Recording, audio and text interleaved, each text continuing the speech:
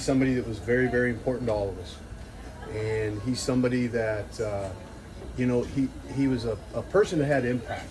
And I've always said that. And, he enjoyed his life to anything he was doing. I remember he went off and he got into kickboxing. The guy went full bore at it. He'd never done anything like that in his life, but he went full bore at it. You think about people and their value they bring to you. And I just want to say a few things, and then I'm going to tell you a story that he wanted me to tell you all because he thinks it's a story that none of you have heard, and he doesn't even think you've heard this one.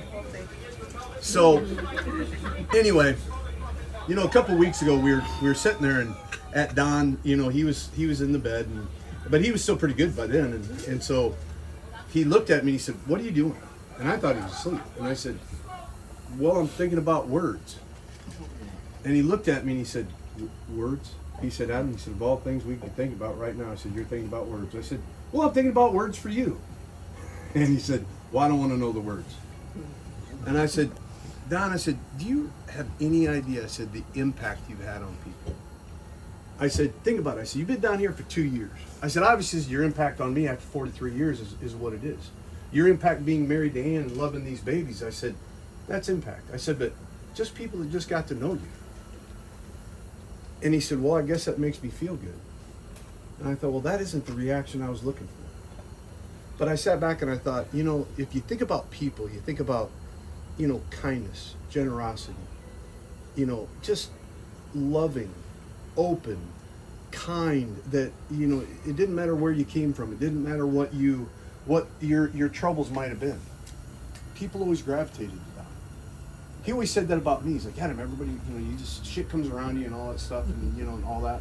But, Don was different. Don was the guy that really didn't say a whole lot. He didn't want to be in the spotlight.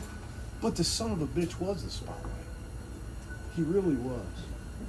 And, I met him 43 years ago. He and I were two young men that he lost his dad shortly after we'd met, or before we'd met.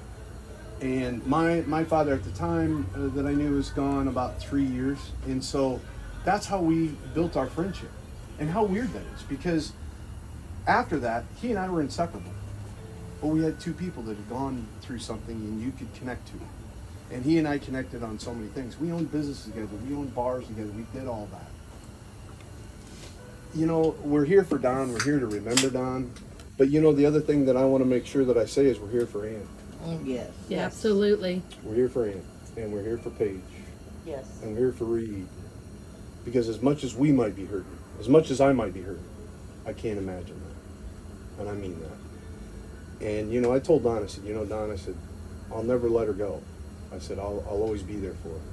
And he said, "You better be, you son of a bitch." And I was like, I was trying to be really heartfelt and shit like that. He can't even do it then. But, Don was such a person to so many. And I was so proud to be a part of that. Because I may have been that friend, but I wasn't Don. I could be the friend that, everybody says, "Oh, it's just Adam." It's like the joke I've always told you. I make friends. Don couldn't make a friend if he wanted to. He couldn't. But I'd make the friends. I'd introduce Don, and guess what? Adam go to the back of the bus. Yeah. I couldn't have been more proud to do it. I couldn't have been more proud that you all got to know him. And I can't say that with any more heartfelt love for all y'all. He was somebody that, and this is where the story's going to come out. He and I had fun no matter what we were doing. To going to Acapulco and meeting a mafia guy, to sitting around the house doing nothing but watch TV, and we start joking and laughing and heckling and all that stuff. The way I look at it is Don met an old stray cat 43 years ago, and he never let me go. And I couldn't be more proud to say that I love that guy. And he was my brother. At one point we go to Milwaukee. He calls me up. I'm dead ass broke. I mean, I am broke beyond broke. What's your point? And he calls me, he says, "Adam, we're going to go to the Jamie Johnson concert." I said, "The fuck we are?" I said, I can't go across the street, let alone to go to Milwaukee for Jamie Johnson. He said, "No, I'm going to take care of it all." Well, that don't sound like Don. But he knew I was hurt. And he called me, he said, "Just meet me in Milwaukee." I said, "All right." So I go to Milwaukee. I said, Don, I ain't got $1 on me. He said, I didn't ask you for $1, Adam. Just get to Milwaukee. Well, Don, I ain't got money for gas to get to Milwaukee. So I get money from him. And we go to Milwaukee. So we get there that night. We have fun. The next day, Don and I go to 2 or 3 different bars. The last bar we went to was where they had the shot game with the bartender. And we got absolutely waxed. We're supposed to be at the concert that night. So Don's sitting there and he's going through, and you know how he would wear those stupid cheaters, you know, those old man glasses? So the girl brings over the bill, and goes, Don. Looks at it. Don's always control of his money. Adam, what's that say? About $110. Jesus Christ. And he said, so he hands out his his card. Girl said, I'm sorry, we only take cash. I didn't have a fucking crying ass dime on me. So Don said, all right. He says, well, where's the nearest ATM? She said, oh, it's right there in the bar. Right there. You can get money right there. Don hands me his card. Gives me his PIN number and says, Adam, just go over there and get $100 out. I got $20 in my pocket. Just get $100 out and then we'll, no problem. I went over, get in there. How much money do you want to get out? 100, 200, 300, 400. $300. Get the money out. I took 200, folded it in my pocket, handed him the $100 bill, knowing that Don would figure this out that quick.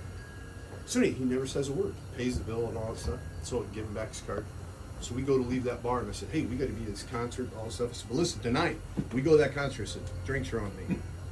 I said, drinks are all on me. So we go to the concert, God's honest truth. I go up to smoke, and all of a sudden there's a security guy there trying to get some guy out of the bar because he got unruly or whatever. Big old burly guy. So the guy comes over and he says, or I walked over and I said, hey guys, I said, y'all got to stop this. I said, everybody's going to go to jail if y'all don't stop this shit. I said, and this isn't going to work. The guy that was fighting the bouncer, he was my size and skinny. And I'm like, dude, this ain't going to work. I mean, look at the size of this man. And that's exactly what I said. I said, look at him. I go, you and I are both looking up. I said, he'll hit us on top of our head, break our ankles. What are you thinking? I said, this got to stop. So anyway, guy leaves. This big old burly guy says, how do you like the concert? I said, I love it. Absolutely love it. I said, having a great time. He said, you like Jamie Johnson? I said, oh yeah. I said, my buddy and I said, he's down on the VIP floor. I said, he's a little hungover. I said, we love it. I said, we love the guy. I said, he's great music. I said, all right. He says, let's go talk to your buddy.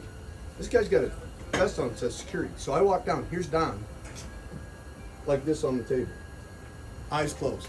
And I went and I said, hey Don, I got somebody I want you to meet. Don said, yeah. He turns around, sees security. He looks right at me and says, Adam, what the fuck did you do? Yeah. I said, no. I said, this guy, I said, he's a good guy. And all of a sudden the guy said, he goes, no, there's no problem. He goes, you like Jamie Johnson? Don said, yeah. He goes, you want to meet him? Don said, what did you say? He said, you want to meet him? So I'm like, fuck yeah, I want to meet him. He said, all right. He goes, you guys stay up here and I'll come get you. Later that night, Jamie Johnson comes out. We're thinking we're like going to go party with Jamie Johnson and everything else. Jamie Johnson walked out, walked right by us. Hi guys. Walked straight on.